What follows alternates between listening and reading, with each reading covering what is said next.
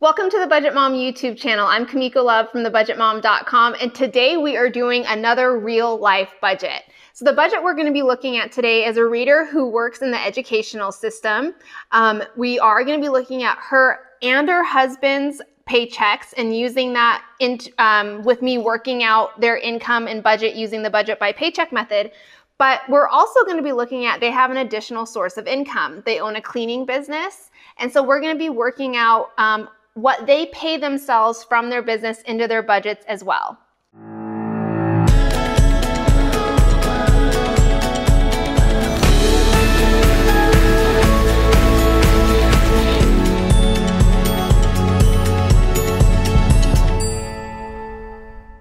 So let's first talk a little bit about the first step in my Budget by Paycheck process. The first step is the why. So figuring out your purpose and motivation on this journey is step number one. So our reader did provide her why. She said she would like to provide financial freedom for her entire family. Now here's a little bit about her backstory.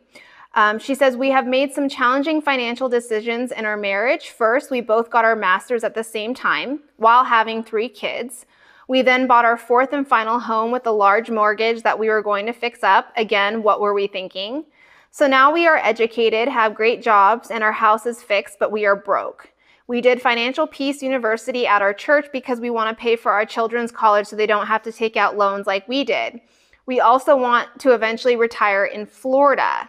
So with the Florida goal years away, we know we needed to get our finances figured out for our children and for our future. We are hardworking and have great careers. We can do this. First few months have been challenging and we've gone back to our budget again. My husband was a little harder to train to keep our budget on point, but we are working together.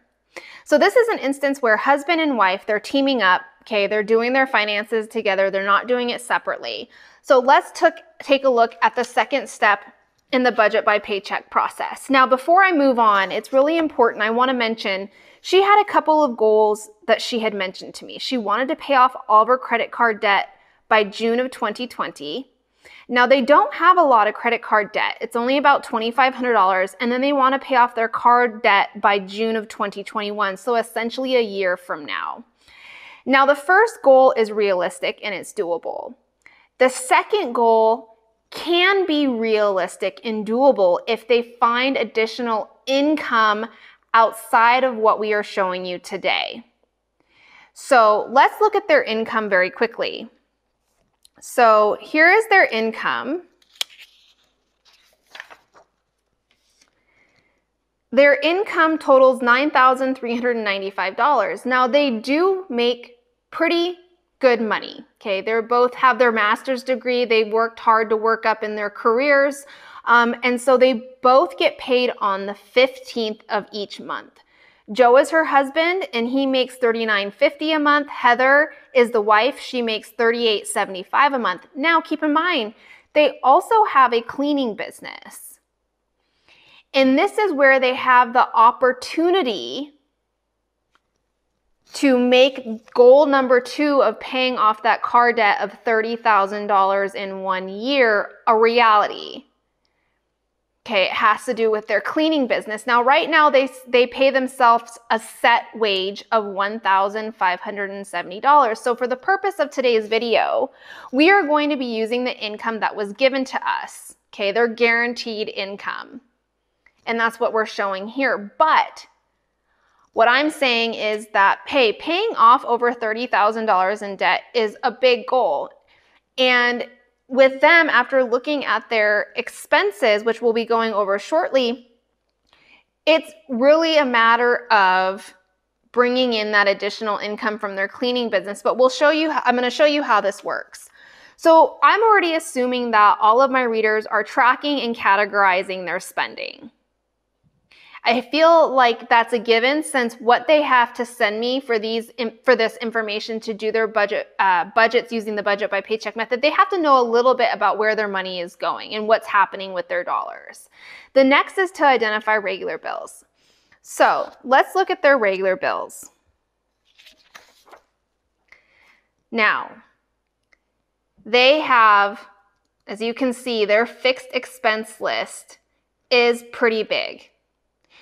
And for the purpose of this video, we're going to be referencing this bills and fixed expenses list as we're working through their budget.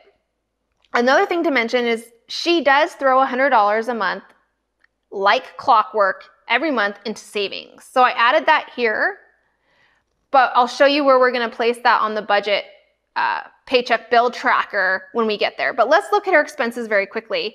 Now, a lot of this is debt.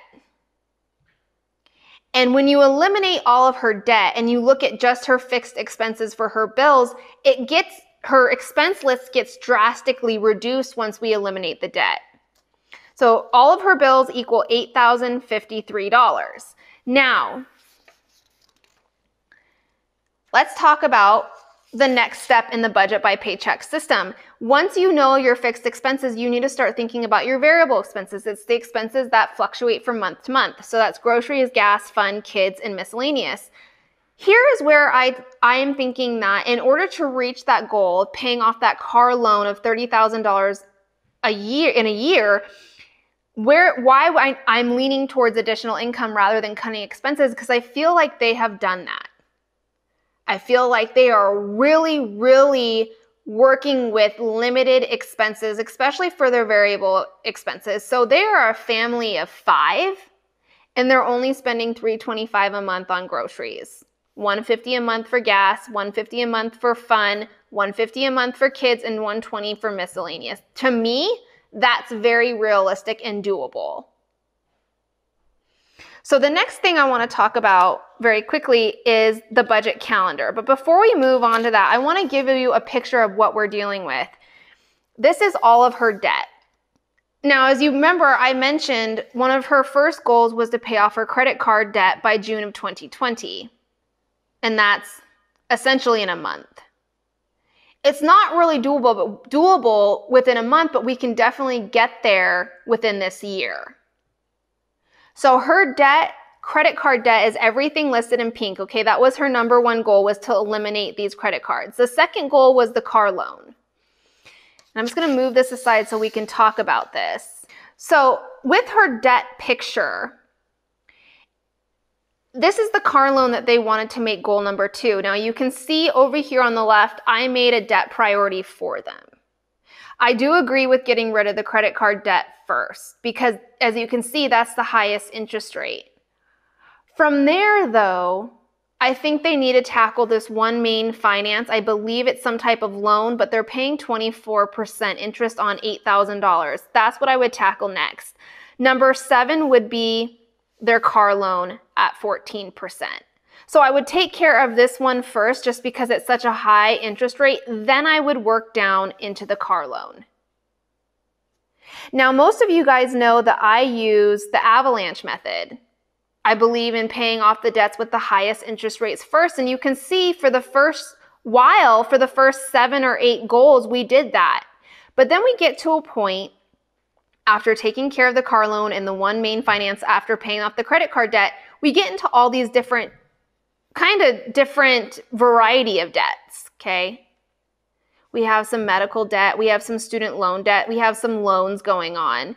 And you can see that we're dealing with now with pretty low interest rates, okay? About 6.8% below.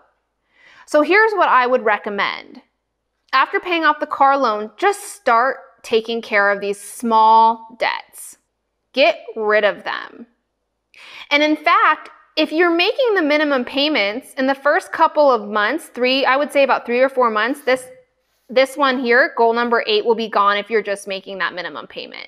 And that's not making any extra debt payments towards that.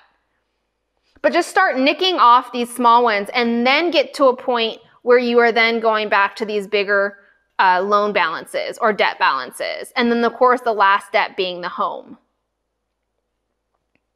Now very quickly, her savings, she wants to do a fishing boat or vacation. She wants to do $4,000 and she wants that saved by January 2021. Now I am pushing this goal back a little bit just because I want to tackle that emergency fund first. So let me show you what this looks like using the budget by paycheck method. So her budget calendar looks a little bit different than what you have probably seen. There's not a lot going on. Why? She is a unique circumstance where both her husband and herself get paid on the 15th, and all of their bills are due on the 15th as well. So we have her paycheck, which is $9,395, her bills, which are equal to $8,153. Now, I did throw the $100 that she told us she was throwing into savings into this, but then she's left with $1,242. That's all that's on the calendar. What else would be on her budget calendar? Her events, her holidays, doctor's appointments, dentist appointments, maybe where she has a copay. Anything else in the month where she would be throwing into her budget needs to go into her May calendar. Now, because we weren't given that information, we're leaving it blank, and we're working with the information, her income and expenses that were given. Now, this is what her paycheck bill tracker or her budget, now this is a monthly budget, would look like. We have the income from her husband, herself, and the cleaning business. That gives them $9,395. Now, with the bills, because there were so many, we are going to be referencing this bill list. So on the paycheck bill tracker, we just said, see the fixed expenses, which is this bill list. And you can do this with your own budget as well. If you have a significant amount of regular bills because either you have a large amount of debts, maybe a bunch of smaller debt accounts, or maybe a lot of medical accounts for medical debt, put it onto a fixed expense list like this. And when you're creating your budget, just put on here fixed expenses and reference that fixed expense list. So all of her bills equal $8,053, leaving us $1,342 left over. Now, don't forget, we need to take care of her variable expenses that she gave to us. So groceries is $325, gas is $150, fun is $150, kids is $150, and miscellaneous is $120. Now, she did not tell me whether or not these bills were on auto pay. And if it were me, I would set all of these minimum payments, all of these fixed monthly expenses to auto pay. Let those come out on the 15th of the month automatically. And then pull out cash for your cash envelope for these variable expenses. Now, if we take what she needs to pay for her variable expenses minus what was left over after paying her bills, we're left with $447. And when I was looking at this situation, I thought to myself, oh my gosh, I got worried for her. 3 kids, nothing saved for Christmas. So what happens when Christmas comes around? 2 things. She's either one, going to touch her emergency funds that she's established, or she's going to resort to credit cards. Because up until now, there is nothing saved for an emergency or for any type of Christmas spending. So what I did is I added $50 a month to Christmas spending. Nothing to debt. And then what we're going to do is we're going to establish that emergency fund first. That $1,000 emergency fund, it's $397. Now, the $1,000 emergency fund, I feel, is a great place to start, but I would suggest and challenge them to do at least 3 months. Just because of what we're seeing right now in the world today, the uncertainty, more and more jobs are becoming unstable. It's the unknown. Right? And so I would suggest once she gets past this $1,000 to start, you can start focusing on debt, but to also continue to challenge yourself to save any additional income for emergency savings. So after the emergency savings, we now have a zero-based budget. Our income right here minus all of our expenses in our budget equals 0. Now, what we did is, because the calendar is not going to change from month to month, we're going to continue to see it like this. So what we did is we created a paycheck bill tracker or a budget all the way into August, because I wanted to see, for you guys to see what this looked like as it transitioned more than a couple months out. So June is going to look very similar to May. It is the exact same as May because we have one priority goal. That's the emergency fund. But after June, something happens. If we look into July, we make our first extra amount of debt payment because we've hit that $1,000 emergency fund. So she's still going to pay her bills. She's still going to pay her variable expenses. She's still going to do $50 a month for Christmas.